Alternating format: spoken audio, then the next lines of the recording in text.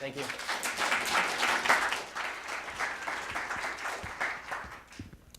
To understand the dire, potentially catastrophic impacts of climate change on biodiversity, let's go back in time 250 million years ago to the Great Dying, the third mass extinction event.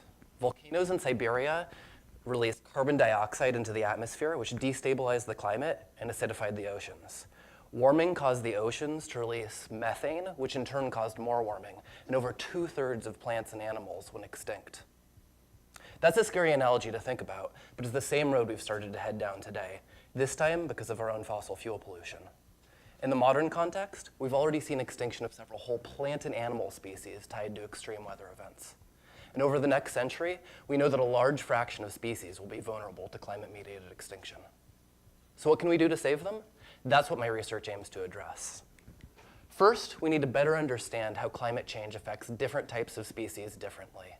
For high elevation species, like the pika, which I research, many high elevation species, the same adaptations that allow them to survive in cold mountaintop environments make them unable to tolerate higher temperatures.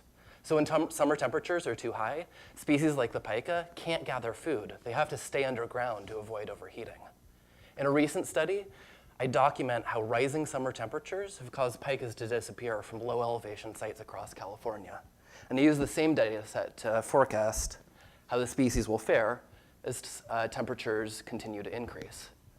For desert species, like the endangered lizard study, I use the California mega drought as a window into what's likely to befall the lizards all the more frequently in the future.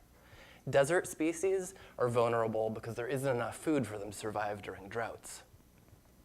Second, we need to assess which species are most vulnerable. I'm working with the California Department of Fish and Wildlife to assess which species are already living at the edge of their climatic tolerances, which species will be able to move on their own to track their suitable climate, and which species won't be able to keep up. But the current suite of tools commonly used for this type of assessment isn't fully up to the task. That's why I'm developing new models that incorporate species traits like their thermal physiology, diet, and dispersal ability. Finally, for those most vulnerable species, we need to find ways to save them. For some species, assisted migration, physically helping species move to track their suitable climate, may be an effective solution. For other species, like the endangered lizard study, I'm looking into whether habitat management, like native shrub restoration, could help make the species more resilient to changing climates. But there are 9 million species on Earth. A far more effective solution than trying to help each species individually is to rein in and reverse climate change.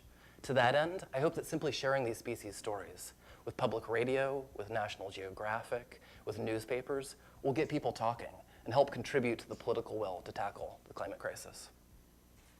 Thank you.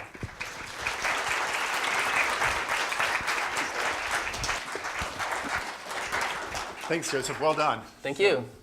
In the assisted migration, is it like, take the pika, are you trying to migrate them to higher latitudes or higher elevation or both, depending on the species?